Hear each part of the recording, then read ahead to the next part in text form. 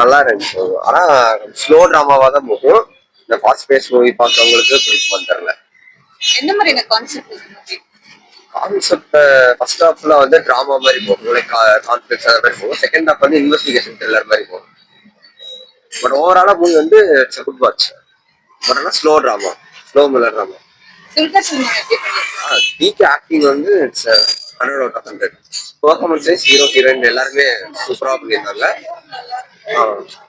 மியூசிக்லாம் நல்லா இருந்ததுங்க. பிஜிஎம் ஒர்க்ஸ் எல்லாமே நல்லா இருந்துச்சு. BGM works and technical works எல்லாமே நல்லா தான் இருந்துச்சு. ஆக்சுவலா ஸ்லோ டிராமா பாக்குறவங்களுக்கு இது நல்லாவே இருக்கும். பட் ஆனா கைண்ட் ஆஃப் கமர்ஷியலா ஃபுல்லா எலமெண்ட்ஸ் எதிர்பார்க்கறவங்களுக்கு இது லேகா தான், கொஞ்சம் அங்கங்கே பிடிச்சா லேகா தான் இருக்கும்.